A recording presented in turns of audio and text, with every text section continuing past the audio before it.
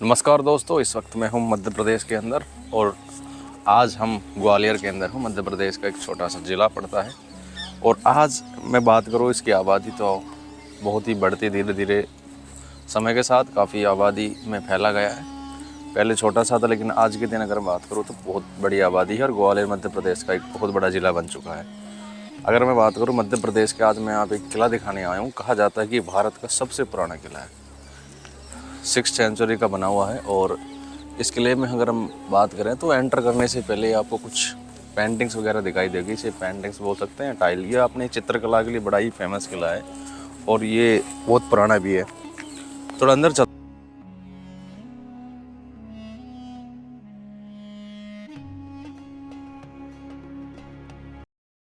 इस किले में हमने एंटर करने से पहले हम आपको कुछ पेंटिंग्स दिखाते हैं। नमूना जो इसकी शुरुआत में ही है, बाहर से ही हमने देखने को मिल गया। ये आपको दो चित्रण नज़र आ रहे होंगे, ये तो पुराने वाले हैं और ये नए किए गए। तो उस टाइम ये किला काफ़ी 2-3 बार जो राजा थे डायनासोर ने बनाया, कहा जाता है। ये क्रोकोडाइल है और एक सिंबल है उनके मुंह में दे रखा है, तो ये उस टाइम का एक सिंबल हुआ करता था।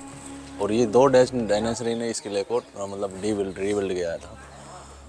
हालांकि इस किले की अगर मैं नीम की रखूँ बात, तो वो कहते हैं 6th सेंचुरी से इसकी स्टार्टिंग है। अभी अंदर चलते हैं, टिकट लेंगे और किले को एक्सप्लोर करेंगे।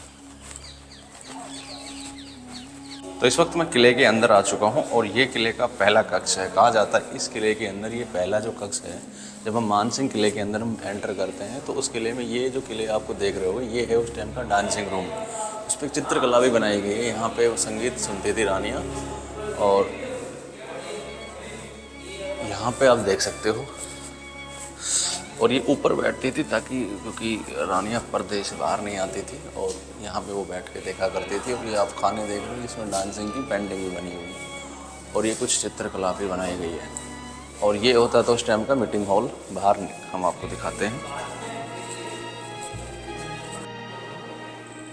तो इस वक्त मैं एक और कक्ष में यहाँ पहुँचा हूँ और ये कहा जाता है उस टाइम पूजा कक्ष था 8 रानियों का।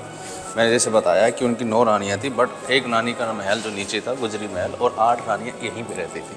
तो यहाँ पे वो पूजा किया करती थी। और दूसरी बात, ये जो खोखे बने हुए हैं ना, आपको दिख रहे होंगे खाने, ऐसा कहा जाता है कि हिंदू समाज के अंदर ये जो खोखे उस टाइम इसलिए बनाए थे क्योंकि 33 है खोखे टोटल, गिन सकते हो आप चारों तरफ। तो ये 33 हैं टोटल और इनके अगर आप परिक्रमा करोगे तो गली भी बनाई गई। देखो ये, इस गली से अगर आप पूजा करने के बाद वो परिक्रमा करती थी रानियाँ, तो उनको ऐसा लगता है, हिंदू धर्म में ही मानता है कि परिक्रमा करने से आपको 33 देवी देवताओं का, तो आपको बहुत ही वो चीज़ें एक मानता है हमारे हिंदू धर्म के अंदर। तो ये उस टाइम का एक पूजा रूम हुआ करता था। अभी हम आगे चलते हैं दूसरे रूम के अंदर।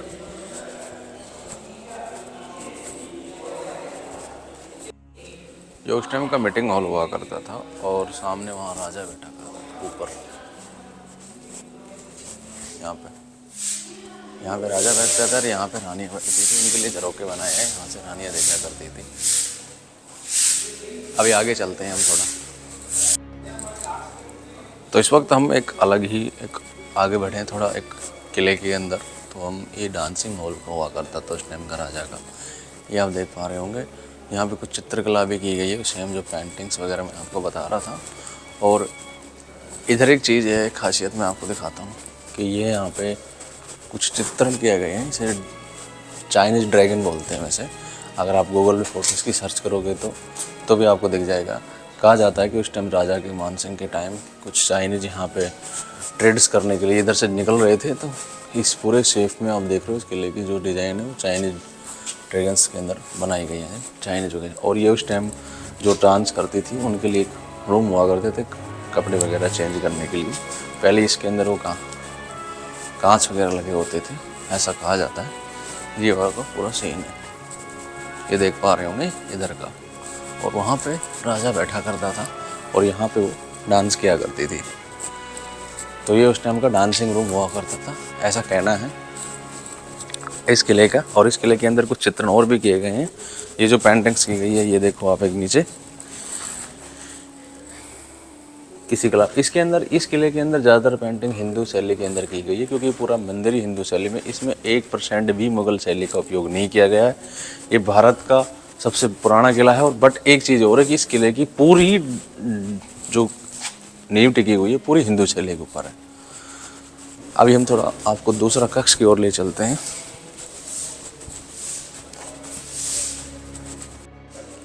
तो इस किले का मैं इस हॉल से जस्ट इधर आओगे तो एक कक्ष बना हुआ है और इस कक्ष में कुछ बहुत बेहतरीन पेंटिंग्स बनाई गई है। ये देखो कुछ फूल के नीचे चित्रण किया गया है, कुछ फूल की पेंटिंग्स की गई है। और ये देख सकते हो आप, एक अपने हिंदू वो उस टाइम पहले एक बर्तन के टाइम यूज़ किया करते थे, उस टाइप की एक शैली बनाई है। और इधर देखोगे तो आप कुछ चक्र, हाफ चक्र का जैसा सीन दिखाई दे रहा होगा। ये देखोगे आप तो एक हाफ चक्र जैसा एक कुछ आपको दिखाई दे रहा है। इस किले के अंदर कहा जाता है कि ये 2 मंजिला अंडरग्राउंड है। अभी हम वहाँ चलने वाले हैं। इस किले का मैं अगर पूरी वीडियो बनाऊंगा तो बहुत लंबी हो जाएगी, तो हम इस वीडियो को 2 या 3 पार्ट के अंदर डिवाइड करके इसको बनाएंगे। हम कंटिन्यू रहेगी, पार्ट 1, पार्ट 2, पार्ट 3, एक साथ हम नहीं बनाएंगे। एक साथ अगर इस किले को मैं एक्सप्लोर करूँ एक ही वीडियो में तो वो 50 से मिनट की, कम से कम मैक्सिमम 50 या 60 मिनट की बनेगी, 50 से 60 मिनट की वीडियो बन जाएगी। तो लेकिन हम इसको डिवाइड करके बनाएंगे। अभी हम चलते हैं इसके अंडरग्राउंड के अंदर।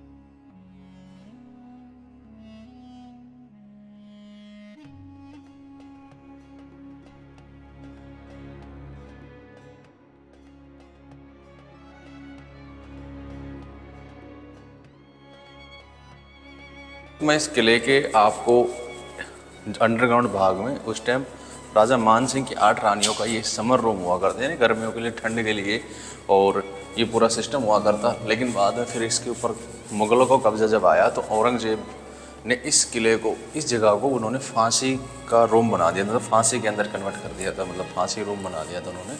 और उनके भाई था एक, उनको भी यहाँ ही पे फांसी दी थी। और एक भाई उनका दारा सिंह था जो यहाँ से भाग गया था, फिर उसको दिल्ली चांदनी चौक पे हाथी से कुचलवाया था। तो ये यहाँ का एक अंडरग्राउंड आपको एक रूम दिखाया मैंने। काफ़ी ठंड है यहाँ पे, मैं भी यानी चाहे तो थोड़ी महसूस हो रही है। तो उस टाइम ये थोड़ा ही अलग ही रहा होगा। तो ये किस प्रकार का इसका डिज़ाइन बना हुआ है और ये इसके पिलर हैं काफ़ी अच्छे, इन पे टिका हुआ। ये 2 मंजिल नीचे, अभी तो हम एक ही मंजिल आए हैं। अभी हम और आगे चलते हैं थोड़ा सा और नीचे की ओर, हम अंडरग्राउंड और नीचे जा रहे हैं इसके।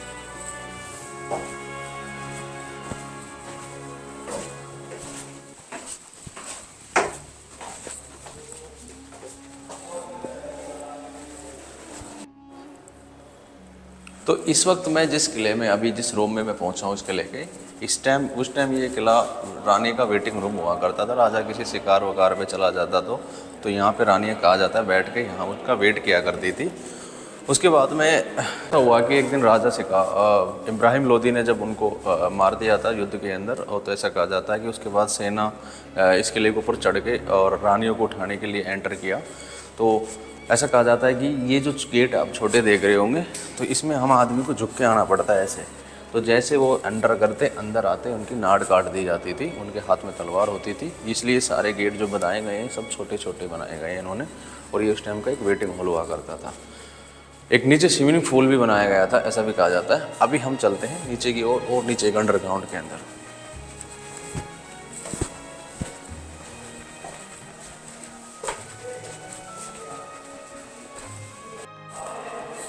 तो इस वक्त मैं एक और अंडरग्राउंड में पहुंचा हूँ। मैंने बताया था आपको एक स्विमिंग पूल दिखाऊंगा। ये उस टाइम का स्विमिंग पूल हुआ करता था। ये पूरे पिलर पानी के अंदर डूबे रहा करते थे और रानियाँ यहाँ पे अपने केस को डबो के रखती थी। और जब राजा की डेथ हो गई तो उसके बाद में रानियों ने सोचा कि इस पूरे टैंकर को खाली करा दिया, पानी से बाहर निकाल के, और इस गड्ढे के अंदर चंदन सी लकड़ियाँ जलाई गई। इस खंडे के अंदर पूरे, ये जो आप होल देख रहे हो, इसके अंदर चंदन की लकड़ी जला के उन्होंने अपने आप को जोहर कर लिया और वो आग के अंदर कूद गई। और ये बहुत ही बड़ी बात है क्योंकि राजस्थान के चित्तौड़गढ़ के अंदर ऐसा हुआ था और ऐसा सेम चीज़ मुझे यहाँ देखने को मिली है। क्योंकि हिस्ट्री के बारे में बात करें तो बहुत कम ही ऐसी जगह मिलती है जहाँ पर रानियाँ ने जोहर किया है राजा की मृत्यु के बाद में। और ये ज़्यादातर जब होता है जब कोई मुग़ल रेस्ट, क्योंकि चित्तौड़गढ़ में भी मुग़लों ने ही हमला किया था, तब उन्होंने वो जोर किया था। और यहाँ भी सेम सिस्टम है कि उन्होंने यहाँ पे हमला किया, उनकी राजा की डेथ हो गई और उन्होंने उनको उठाने की कोशिश की, तो उन्होंने जोर कर लिया। अभी हम आगे की ओर चलते हैं।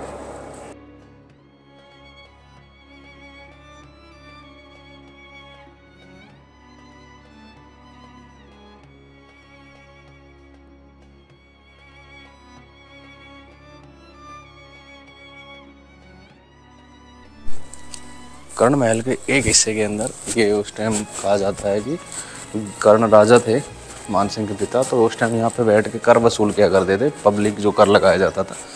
बाद में मुग़लों ने इसको जेल में कन्वर्ट कर दिया। इसका ये किस प्रकार का स्ट्रक्चर है ये देखो। मुग़ल जब आए तो उन्होंने फिर इनको जेल में बदल दिया, इनको इसको मतलब जेल बना दी और यहाँ पे उनको उनके कैदियों को यहाँ पे जेल में बंद करके रखा करते थे। इस प्रकार का कुछ सीन है, यहाँ देख सकते हो। और उसके बाद अंग्रेज़ों ने भी इसको थोड़ा जेल वगैरह में अंदर मतलब यूज किया है। अभी ऊपर चलते हैं कर्ण महल के।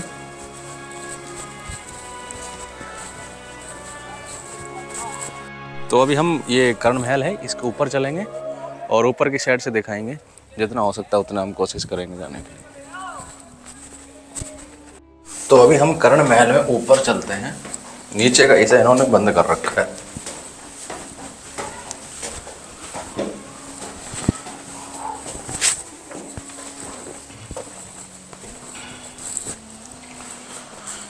कहा जाता है कर्ण महल ये राजा मानसिंह के पिताजी थे, उनका महल था, उनके द्वारा बनवाया गया ये महल है। मतलब राजा मानसिंह के जो पिता थे, फादर थे, उनके द्वारा इस किले का निर्माण करवाया। और ये उसका डिजाइन है, आप देख सकते हो यहाँ पे।